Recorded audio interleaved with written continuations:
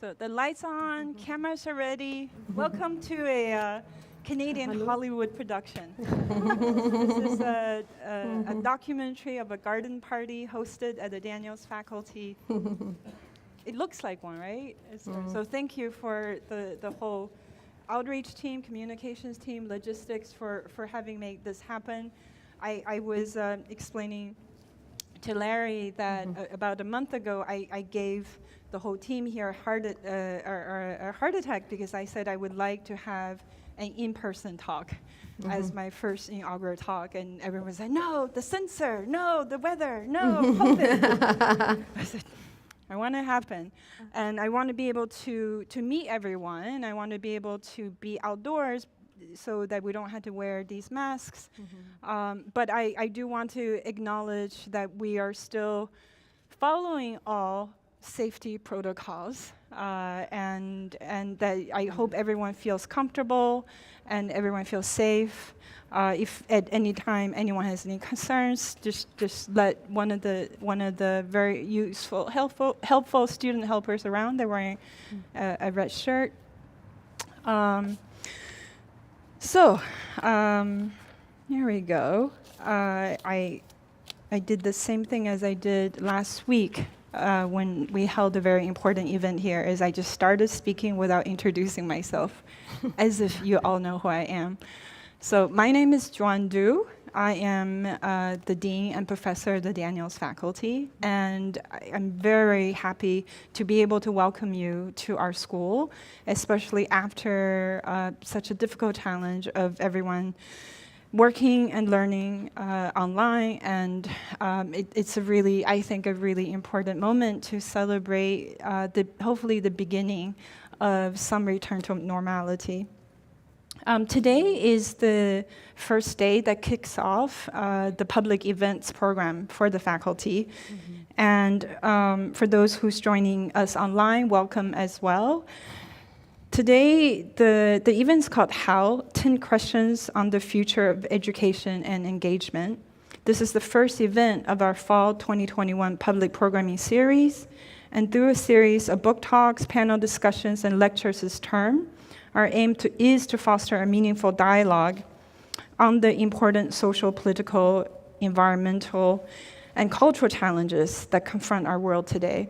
And this space is beautiful and lovely, and I also want to have a reminder that actually a week ago today, we had a very meaningful event here for Orange Shirt Day and Canada's first day for truth and reconciliation. And on the table here is a wreath that is dedicated by an Indigenous students of ours at Daniels. And the wreath is in memory for all those whom never returned from residential schools and for the many still missing. So I think this is a painful reminder for us on the importance of our acknowledgement of what has happened before us and what has happened on this land. So with that, I would like to acknowledge the land that we're gathering today. We wish to acknowledge the land on which the University of Toronto operates. For thousands of years, it has been the traditional land of the Huron-Wendat, the Seneca, and the Mississaugas of the Credit. Today, this meeting place is still the home to many Indigenous people from across Turtle Island, and we are grateful to have the opportunity to work on this land.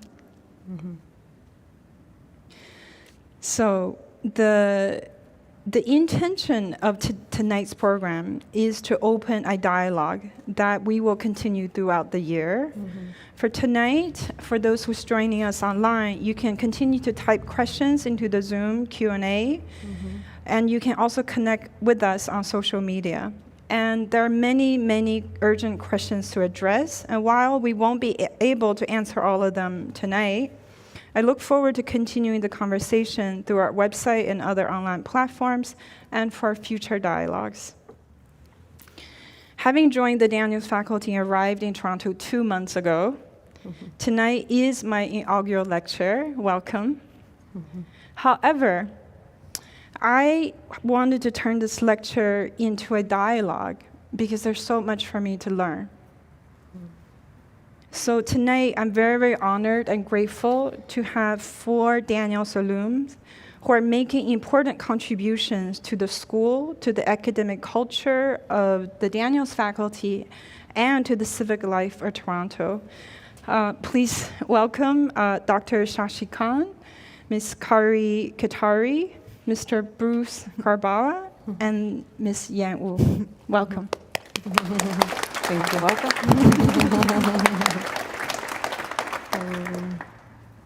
So now I'm going to turn towards my conversation partners for the night. So thank you all, and warm welcome back to your alma mater. You have all graduated some many years ago. I won't say how many, and some, you can't tell, some just a few years ago. And I had invited a week ago each of you to think about a question that you would like to ask me as the new dean of the school, and also as a new colleague that is now going to be part of the city. So I would like to have Bruce to start us off with your first question for me. Yeah, first of all, I just want to say welcome to Toronto, to Canada, to the Daniels, to the University of Toronto. I think we're really lucky to have you here at this moment in time.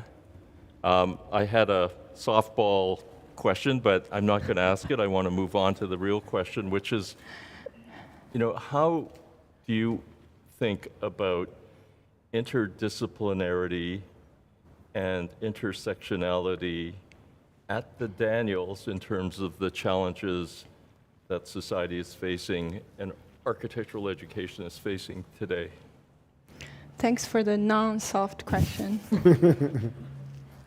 I'll start with the harder one first. Intersectionality.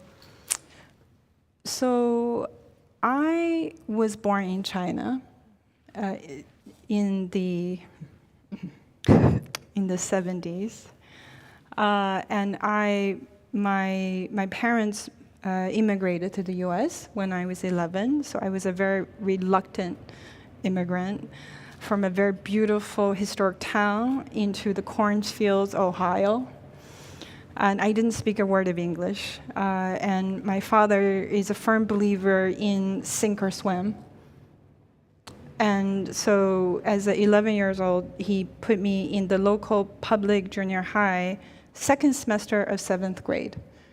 And for me, it was obviously a very difficult time.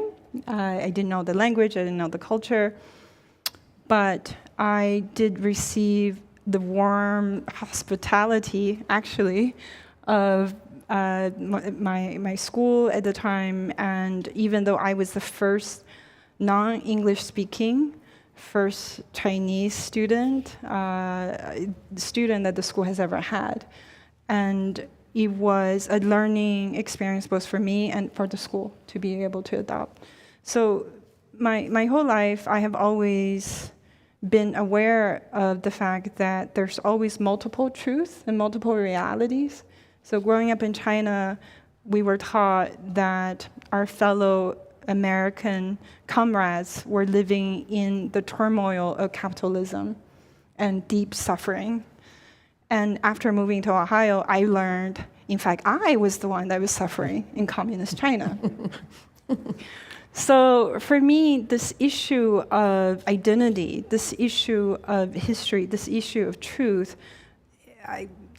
either fortunately or unfortunately, from a very young age, I've always recognized that it's multiples, that everyone have their own lived experience and everyone have their own perspectives, and that very often it is what is unseen and unsaid that is very, very loud, and we need to recognize that every single person, every single human being on this earth, doesn't matter who you are and where you're coming from, you have an individuality that you bring to the school, that you bring to curriculum, and you bring to academia and that you bring to practice. So for me, it was a challenge, being a young Chinese woman architecture student as well in Florida. So my first year of architecture school, we started as a class of 400, about 200 men, 200 women. When I graduated 4 years later, it was a class of 80, and I was one of 7 women. And that gender disparity stayed throughout my whole life as I went to school and practiced in the US, in Europe, in Asia. So for me, the various backgrounds that I have accumulated living and working in these different countries, in different areas, and as a practitioner in architecture in these 3 continents, when I started teaching, it was really important for me to bring into the classroom, to bring into the curriculum later when I was shaping architecture curriculums, to bring with me and to imbue with our students the understanding of the complexities of the world. And that even though in school and in the classrooms, things are siloed in this is European history 101, right? This is Chinese urbanism. But in reality, it's one world. And that it's very important for us to start recognizing the way in which education and the architecture curriculums and other curriculums have tended to silo knowledge into smaller components that in the end, unfortunately, contribute sometimes unintentionally to biases and blind spots. So for me, I'm very excited to be here today. I'm really excited to be at the Daniels in Canada at this moment in history, because I feel like as a country, as a city, and as a school, there is so much desire to recognize what is in the past, to recognize what's valuable, but also to identify what are some of the problems that have accumulated. So my intention is, number one, is for us to really examine these issues. And I hope I can bring both my personal and my professional background and training to be able to work with all the colleagues and students to be able to address these issues. Great. Thanks, Bruce. Shashi? Okay. Thank you, first of all, inviting all of us here, and also thank you for organizing this. And as you know, we are in this century, the century is going to be century of challenge of climate change and century of challenge of sustainability. And we as the academic institutions have to transform our academic programs so we can meet those challenges posed by this one. What is your plan or idea of transforming those programs? So we're getting harder and harder. Okay. Climate change and sustainability. Dr. Shashi Khan is a environmental economist on sustainability and climate change. So I will share with you my thoughts on this. When I was approached by the university to consider joining this faculty, it was politely floated to me that one particular challenge for whomever the dean might be is the fact that last year we had the forestry faculty joined the Daniels faculty. And it, part of it is kind of how to integrate and bring the community together.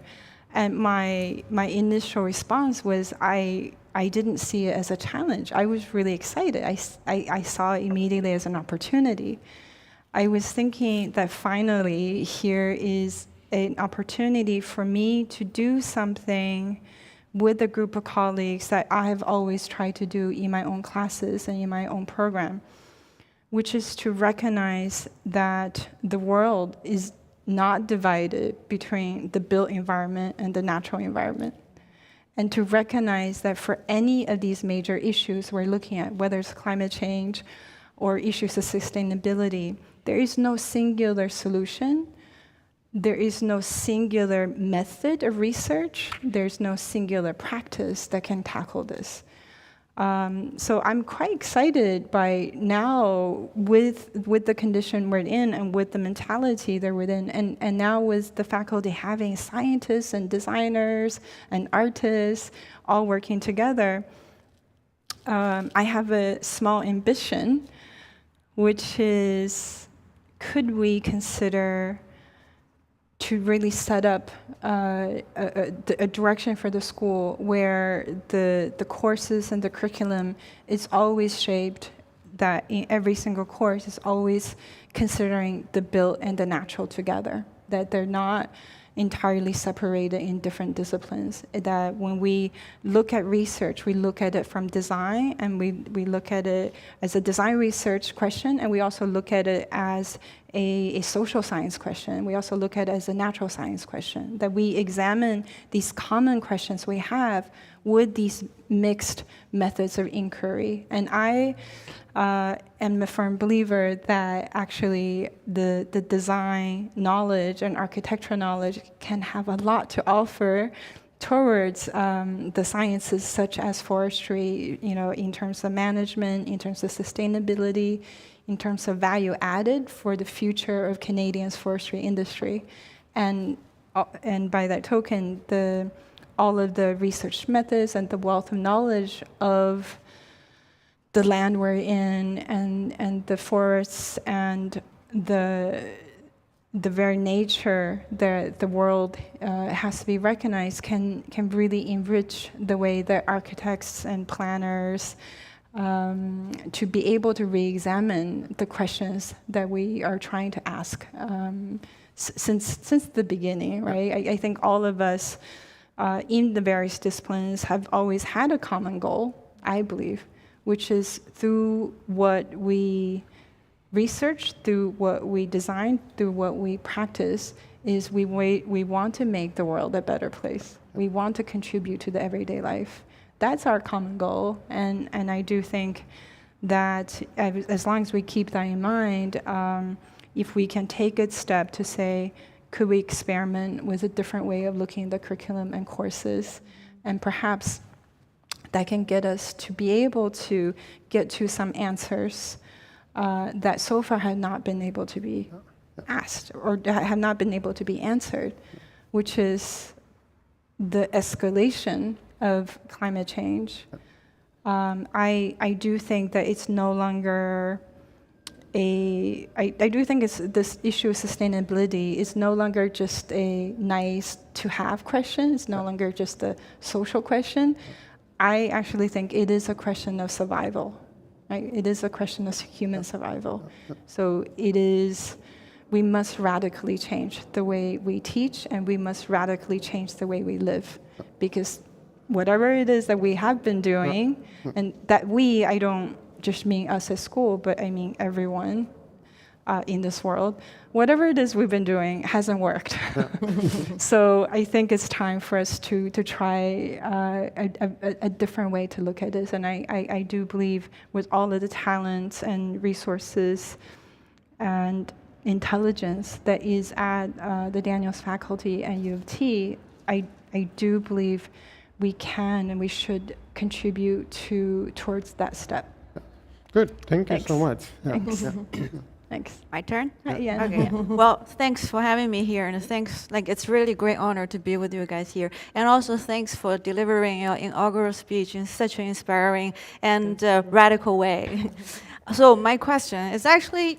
My question you answered a little bit, and when you were answering Bruce's question, but I think that's the other aspect of it. So U of T has many international students with different cultural backgrounds. How do you plan to engage them to participate in issues that are specific to the social, cultural, and the political context of Toronto or Canada at large? Because it's really a question of interlanguage and intercultural exchange.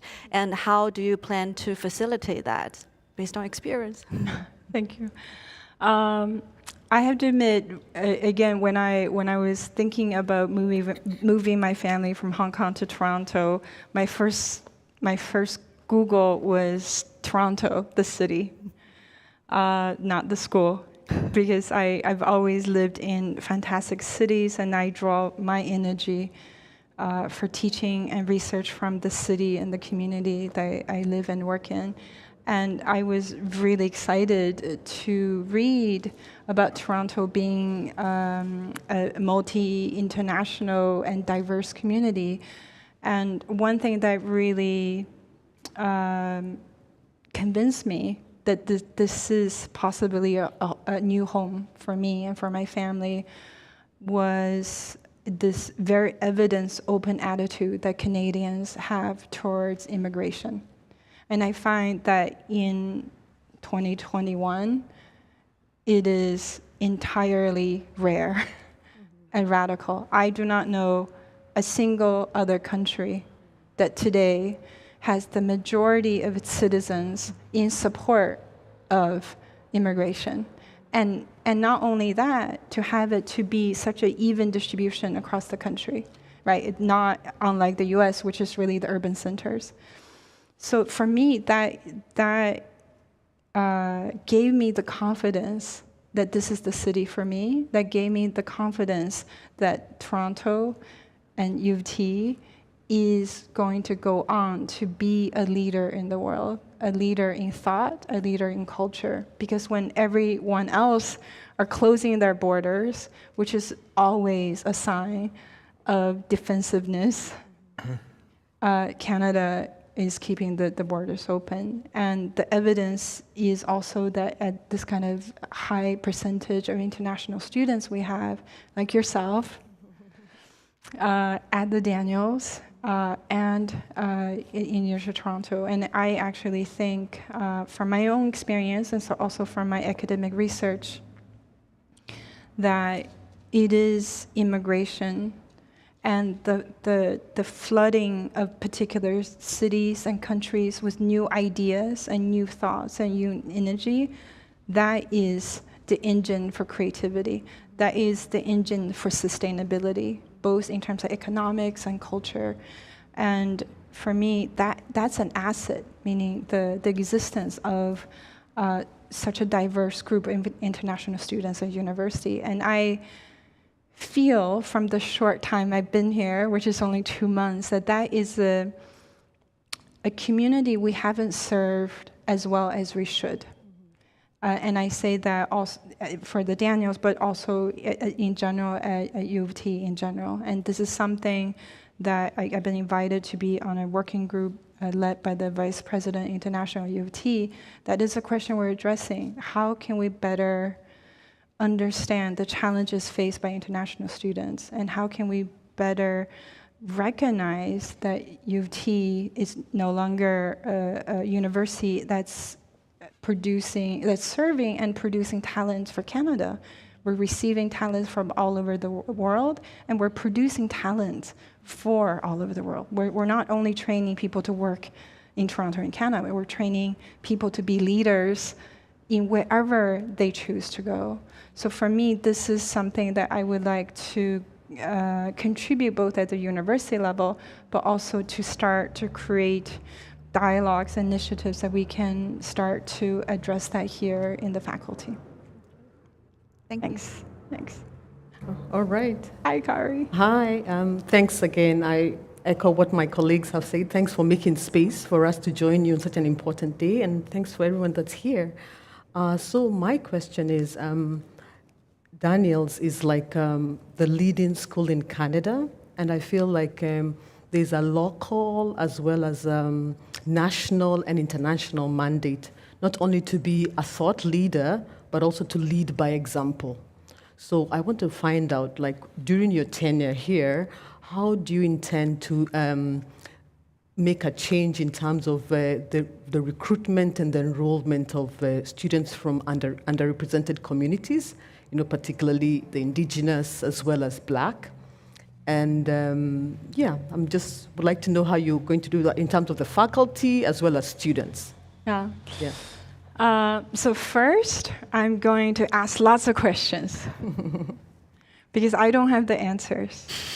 Because while I have thought a lot about issues of inequity and the challenges we face around the world, I am very interested to speak with and meet as many people as I can on this issue that is very specific, unique for this community, right? The community of Toronto and the community of this particular country. And it is a topic that I have a cultural interest and also an intellectual interest. And for me is I want to be able to first understand what are the real challenges and what are the obstacles and what are small steps we can start doing today in order to reach where we want to go. And one of the initiatives that I've been in conversation with, and I'd like for you to know that this is, especially on the issue of recruiting Indigenous students and Black students, it is a priority for every single faculty, every single program and program directors today at the school. It is something that everyone wants to be able to contribute. And there are a number of ongoing, and I think you may be involved in some of them, there are a number of ongoing programs at the Daniels that have been going on for the past few years towards mentoring Indigenous youth in high school groups. I see Liat and Elder Wabugon right there, that they've been working with Indigenous youth, I think 4th year in the role now. And then we have, I'm not sure if Michael and Nini, they're blind, are here, but they are working in neighborhoods like Little Jamaica and trying to create outreach programs and mentorships in order to recruit students from socially and also culturally disadvantaged and economically disadvantaged groups. So that is something that is, I would say, that has been ongoing in the faculty. So I'm not, I'm coming in, for me, I want to know everything that we're doing. I want to be able to continue to help and support these programs. And I would like to be able to cultivate new programs to be able to really reach the goal. And for me, the goal is not necessarily just about hiring Black faculty or recruiting Indigenous students. For me, it is, I know based on my personal and academic experiences, is diverse ideas and intelligence makes any unit stronger. That's true. Whether it's a company, an office, a school, or a country. And this is from, I'm a student of cities. I have really tried to read and study and interview and create research about, what drives a city, what drives particular neighborhoods, and what are the ways in which particular communities and neighborhoods thrive when on the surface there's very little planning and little policy. And in other cases it doesn't work. And what I've found very often is that it is the communities and settlements that are more open to different voices that is coming from bottom up, that are based on thousands of small initiatives. Those will always be more successful than the ones that's always top-down planned as a uniform policy and with a blanket, blind, I think sometimes, confidence that whatever you think it should be will be. That almost never happens. So I do think that it is important for us to create a more diverse and open community here in the school, and it is a two-way benefit that I hope it will benefit the communities and the individuals, and I know it will benefit the school. And so it's with that attitude that I will have towards recruitment of students and faculty. It's because I know with these new voices, our school will be stronger for it. So thanks. Thanks for that question. So now I wanted to trouble my guests tonight with something, is that I made quite a fatalistic decision, which is to ask our supportive outreach team and communications team to post on social media to see if any students might have a question for me, for the new dean in the school. And I thought, we may get a few for us to be able to speak about. Well, we have over 50 questions that came in just in the past 4 days. So I want to thank, all of the students and all of the student organizations for posing the amazing questions. And I'm going to ask for your patience, because obviously tonight we won't be able to address all of the 50 plus questions. But I hope that you will understand through the way that we're organizing this, that this is the beginning of a dialogue. This is not the dialogue itself, that this is actually an opening. So I have selected some of the questions, and I also have made all of your questions, all the students, your questions available for our guest alums. And Kaari, in particular, went through all 50 questions, and she chose one she wanted to answer. And it is a question that is very, very important to be asked. So I'm going to ask the question as it is written from the student. As alumni or new faculty joining the school, I guess that's me, how do you think we can combat anti-racism at the faculty and within the discipline of design? What can students do? Since you chose the question, you go first, Kaari. Okay. I have the answer. No, I'm joking. This is something which will, of course, take time and all that. But I think, to start off, I think we all can make room, and also we can all share space. So I think we can all be intentional in terms of genuinely connecting with communities from people from other cultures. I think that's something that each of us can definitely do. And we can make room in our friendship circles for others to join us. We can make room in our study circles. We can also make room in our professional circles. So I think we all have to experience a bit of discomfort and a bit of moving a little bit to share the space with others. I think that's one. Another thing I think is also design school is expensive. So finances, scholarship, grants, I think that's a given.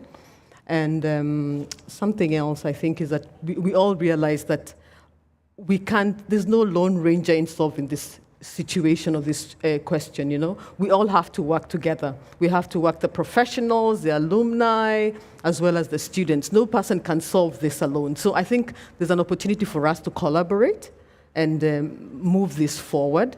And of course, we have to keep the conversation alive, Let's keep it there on the table, and kind of assess as we go along and see how we are progressing on that.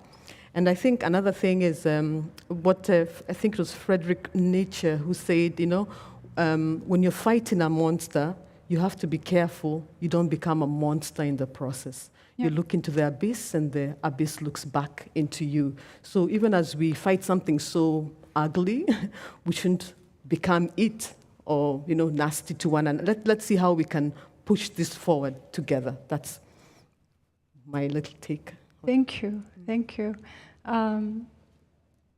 I love this idea of space of discomfort. When we were selecting these questions, the communications team, bless their hearts, selected the ones.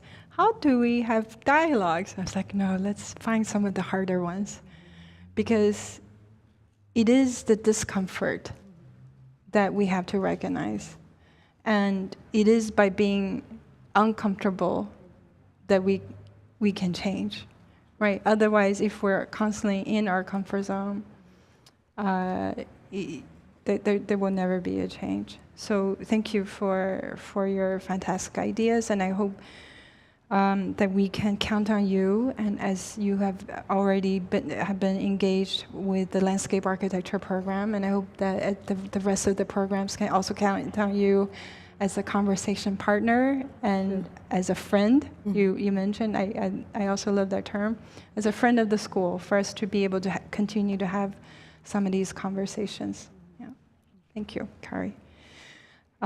So Yan, there is a question from the students about this north facade we're sitting right under. So with your training and practice as a public art curator, I thought maybe this question, you would be the best person to answer this question at the table. Giving the faculty's involvement in the support Black designers, and currently at the Daniels Mural Project, what role does public art have in creating societal change? And the tougher question is the second part. How do we resolve the limitations? I assume it's the limitations of public art. Right. I mean, it's interesting. It's a good question, and it's a loaded, complex question. And actually, you gave me yesterday, so I have been keep thinking since last night. It is actually a dilemma, and as a practitioner in the field as well, right? So I think we agreed yesterday is we're not giving out solutions to the answers, and as in the answer, so it's that. We're just sharing thoughts. So what I'm going to say is just what I've been thinking. How can I work around that and work with that? So I will say is, public art is a loaded term and also bearing a lot of expectations. But in my mind and how I'm starting to work around it is I don't think public art is a genre of art, first of all, because I don't think artists are making public art in their studios. They make artworks in their studios. So in my mind, and I think it will be productive to think public art is a term to describe a process of placing an artwork in a public space. So if we're really starting to unpack and think it as a process and think about all the disciplines and the knowledge holders and along the way and how we can unpack every single moment along this process, and then at all these moments we're starting to generate these mini publics. And I think that's how, so otherwise we always loaded expectation on public art as this thing, and this thing will make social change. Thing doesn't make social change. People make social change. So it's really about how. I would propose and to think public art as a process, and really then let's unpack the process. I think that's why I think Daniel faculty is the best place to think about these questions. Because really public art and intersect with public design, urban design and urban planning, intersect with architecture and the landscape architecture and engineering, and then intersects with visual studies, artists, and then also intersects with curators, art writers, and architectural study, and historians. So Daniel has all, and I think that's where the place. And we can collaborate and really consider these questions together and through public art to form publics and then make social change happens. Great, thank you. Thank you for that. And I hope the students who has been working with QRock and with our outreach team on the current mural project are listening, because I absolutely agree with Yan, and I believe that it is the process. That is where the value is. And all of the students and faculty members and staff who are involved in the process of mounting the murals, both for the Support Black Designers mural and the current one, it is that process that is the change itself. And it is in that process we learn and we confront and we try to arrive at a better place from before, right? And just one step at a time. So thank you for that.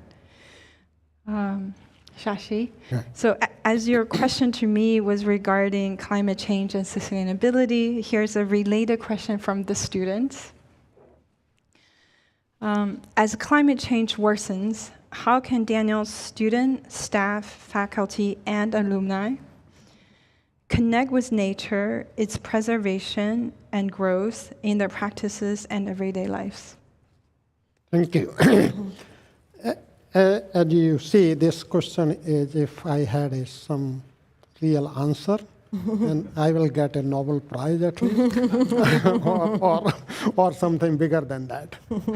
But I can provide many perspectives on that. First thing is, we should not wait till crisis becomes more bigger or something. We have to start thinking now because crisis is already there. The people who recognize climate change crisis is already there. Millions of people are being affected globally, maybe not here yet, but here also, BC fires and US, all that. So we should start now. Second thing is, we have to think when it started, historically, when we become disconnected with the nature. It's not right from the inception of human life on this planet. It has been only during last 500, 550, or 600 years. Before that, we were connected to nature. And there are still people like First Nations, Aboriginal, they are still connected to the nature. So what made us to disconnect with the nature?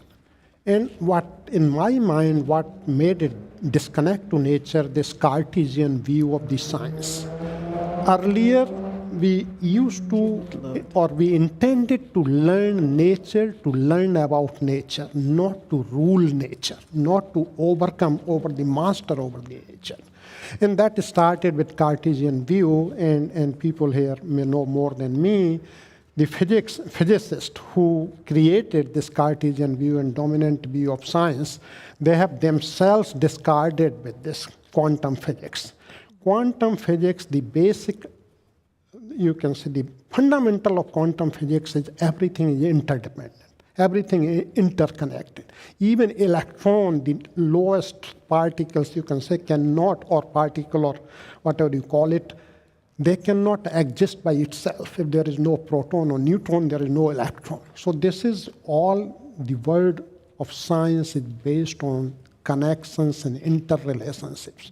And we other sciences, we have not moved that far yet in terms of understanding those relationships. So that is the bigger issue, paradigm shift we need. The other thing I will say, when we are born, anybody is born, we are true reflection of nature. We are true reflection of the Creator. There is no disparity. We love nature. We love everything. But as we grow up, then many lenses are put there. First, parents will say what is good, what is bad. Then you go to the school, then you go to university. We put so many lenses on everybody, and then our view becomes so narrow. And in that narrow view, we forget about the nature. We forget about the creation. And that is now we are coming back with climate change or something. We have to start breaking those lenses. As you were saying earlier, everything is interdependent. It's not a separate lens of economics or separate lens of physics or something.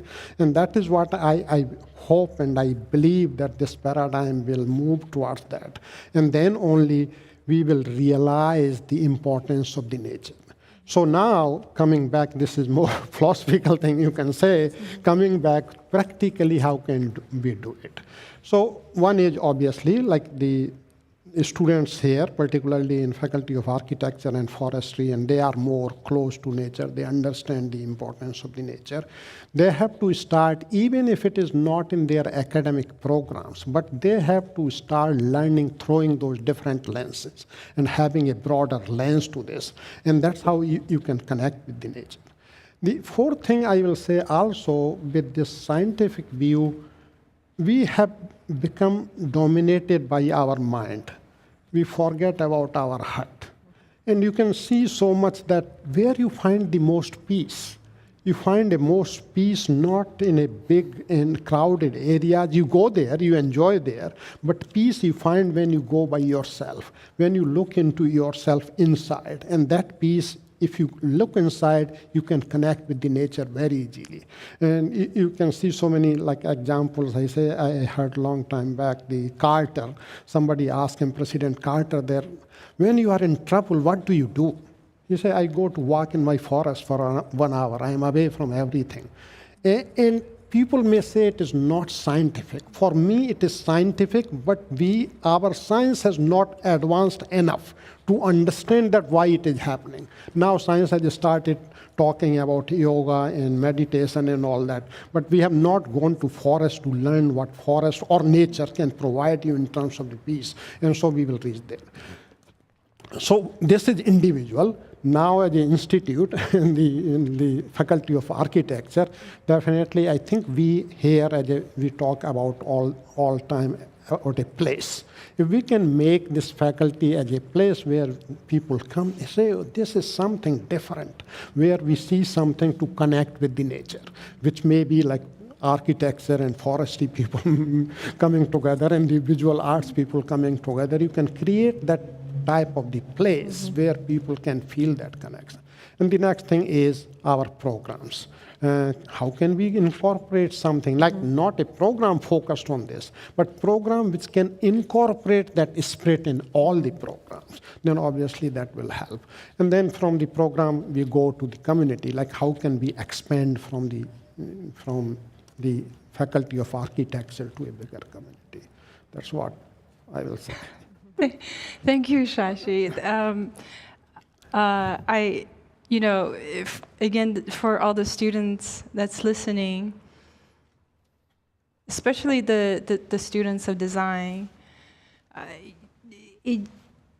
here is a scientist, very, very accomplished natural scientist, and in sustainability and management of forests, who's saying that one of the things we can do about sustainability and climate is actually to create beautiful spaces for people to come together. Would you say? So, so have faith in the power of creativity, the power of art, the power of beauty, and also the power of being humble. I would say that I would just say that I really appreciate the question, because I'm not sure if this question would have been asked by architecture student from 30 years ago. And I think that's already something you are doing, is you are asking questions. Unfortunately, I recognize by necessity, because you're the ones that's going to inherit a world that is deeply troubled in terms of the climate. And it is, thank you, Shashi, for your thoughts, for sharing with us. It is very much about how we live. It's very much about how we think. It's very much about how we build our own relationships to the world and to each other. And I do think, when we had our 30-minute call for the first time, I think 2 days ago, I said, I hope I won't offend you, I believe that sustainability, before it is a technological one, is a social one. And that we can only achieve sustainability if it is part of our everyday life and part of our social and cultural practice. And that it is not by technological appliques that we can reverse climate change. Thank you for that. And Bruce, here's a really tough one. It's okay, we'll answer it together. So here's a very tough question. And it is so loaded that I'm gonna ask the question. I'm going to ask the question on the behalf of the student. But I already, I would say that this is something that would take a lot more than Bruce and I to answer. So here it is.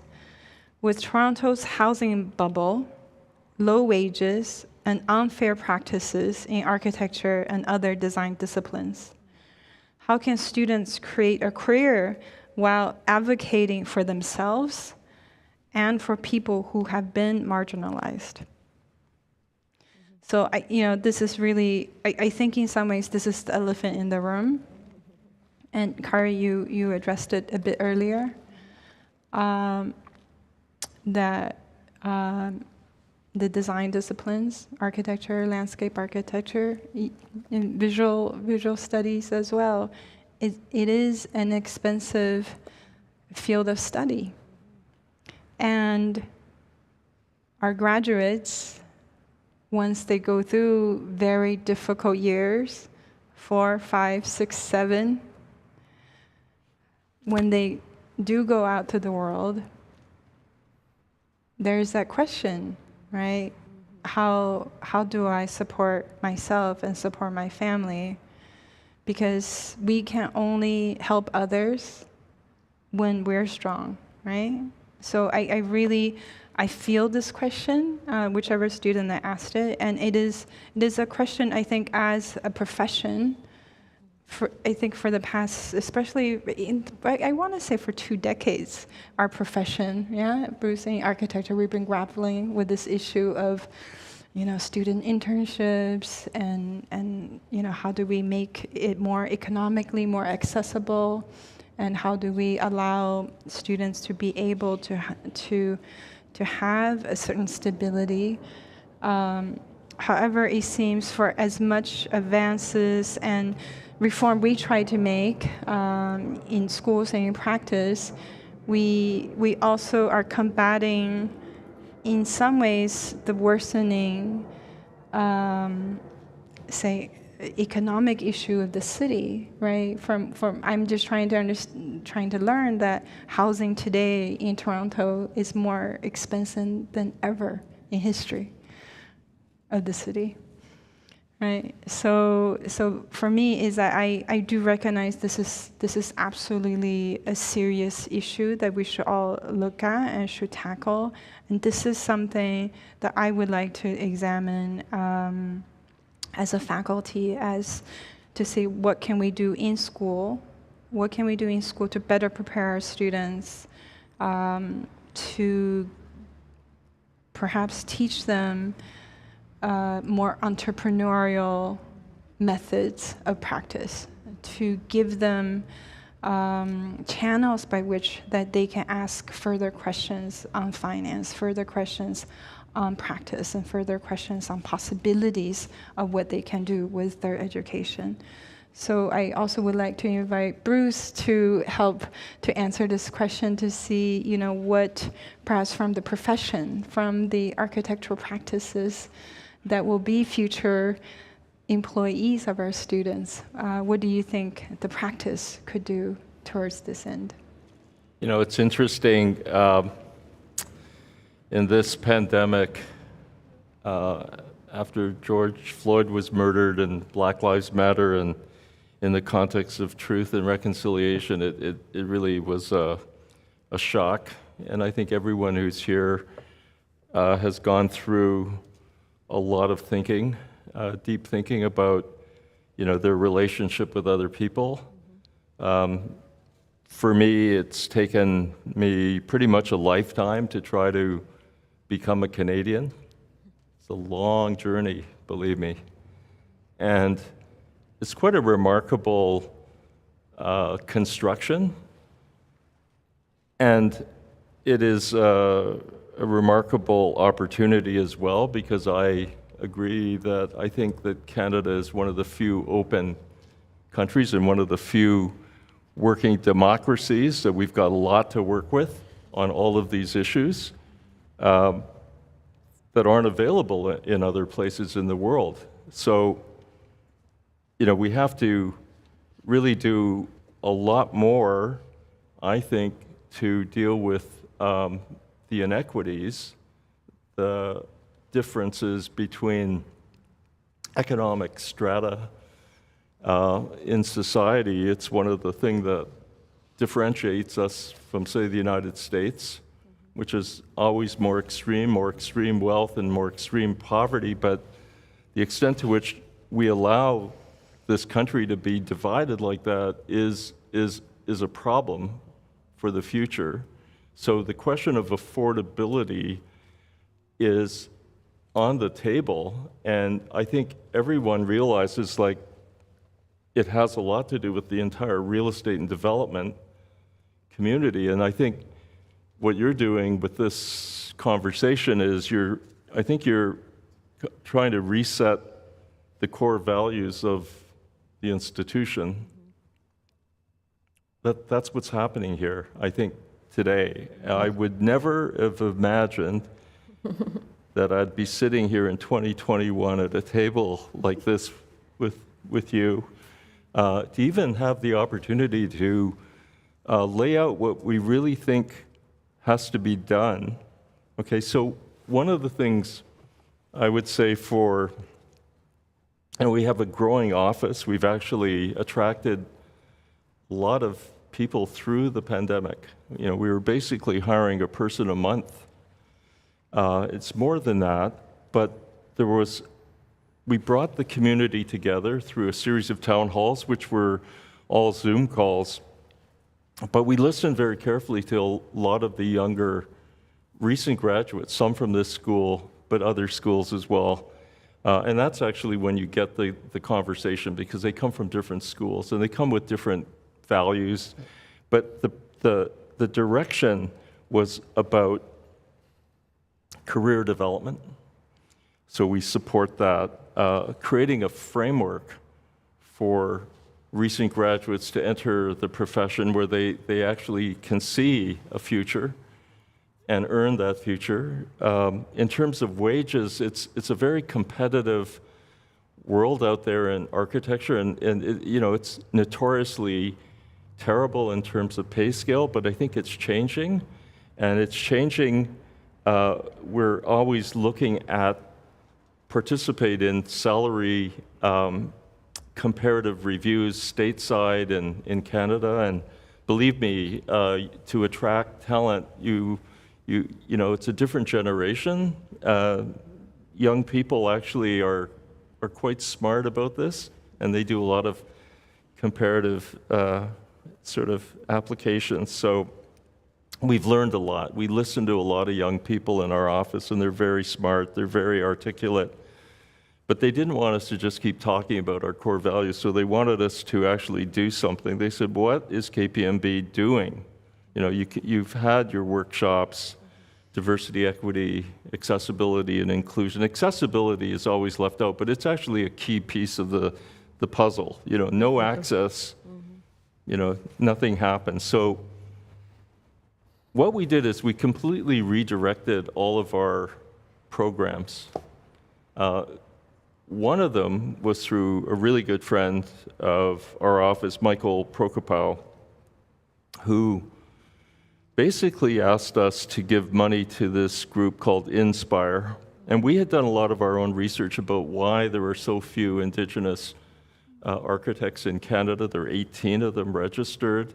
Why there was low enrollment, even at Laurentian University, which was set up to actually be the School of Architecture for Indigenous designers, landscape architects, and so on. And what we found out was that you had to really attract high school students and elementary school students into the fields of architecture and design, landscape, forestry, because they weren't going there.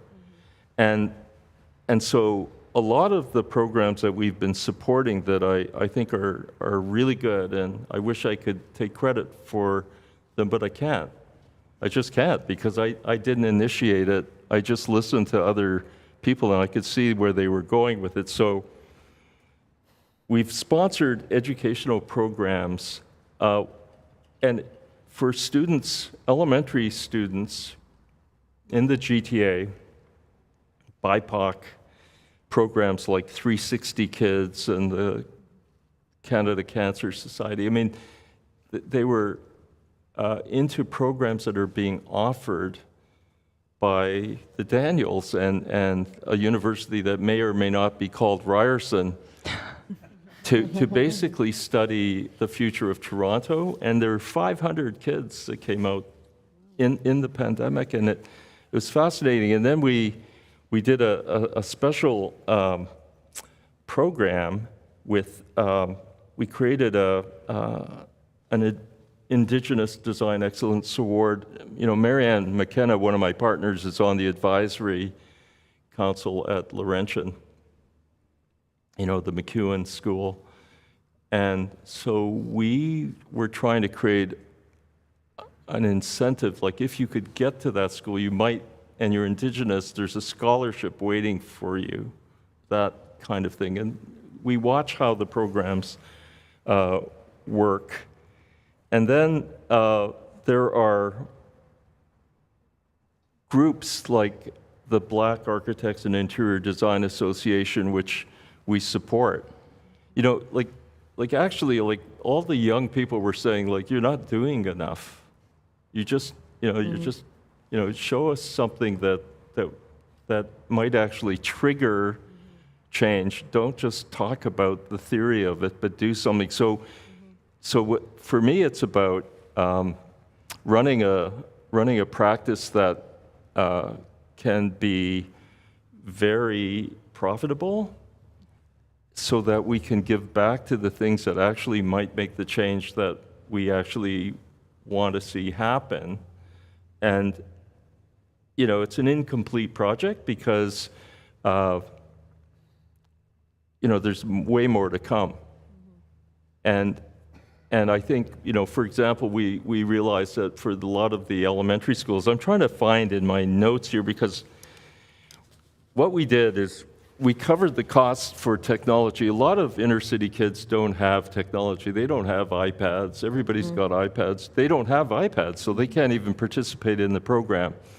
So the best thing we could do is to buy iPads, and so they could participate in the design studios, which were, you know, in the city. And we did that with Elmvale Junior Public School. Our director of marketing actually lived in the neighborhood, and she was really delighted because we gave to a school that she really understood. But they really, you know, there are lots of people who need a lot of help. It's a lot of little things, and they're it's what you said. It's little things that might make a difference, and you know, you just hope that there is some change that comes out of it, because frankly, we're not doing that well. And unless someone steps up, and I think one thing about architects I like, and I think for the other professions, is that almost every architect I know wants to make a better world. I've never met an architect that said, I really want to make a terrible world. It's inherent to the discipline that you're just trying to make something better. And I think we just have this, and you have this, and we have this opportunity here to actually do something. It's so timely. Thank you. Thank you, Bruce, for sharing with us your thoughts, and for your years of generous support of the various outreach programs we have had here in the school and to the other communities. Again, for the students who are going to become alumni, take notice and hope that you see Bruce as a great example of what is that you can do, right, to answer that question. And I do want to perhaps share on this note of accessibility, which I agree with you. I mentioned earlier at the beginning that I moved here with my parents when I was 12. My father was a PhD student on a PhD student stipend. So my first house in Ohio was in a basement of somebody else. And the only way for me to have gone to college to study architecture is because I went to the University of Florida. It was a public school. I did well in high school, so I received a scholarship. If I did not receive that scholarship, I would not have been able to go to college, because my father graduated from his PhD the first year I was in college.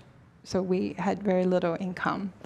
And the income we did have was through his study and through my mother, who was a university professor in China, but because of work permit issues and language, she had to work in a Chinese restaurant. And that's how I was able to go to college, is through the hard work of my parents, through public funding of a state university.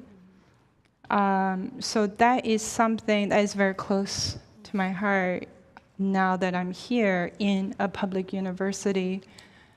I think we can do it. I think I would like for us to make it that that anyone who really wants to study at Daniels and who demonstrate a deep financial need, I think we can support them.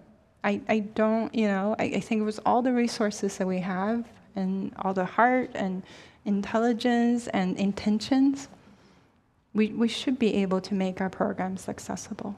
I hope that's a goal that I can help to contribute. We won't be able to do it immediately, but I hope we can set something up so that, in the near future, that it is something that we can allow our students to be able to not have the financial burden to be the major reason why they don't come to college or they don't study these particular professions that we have chosen.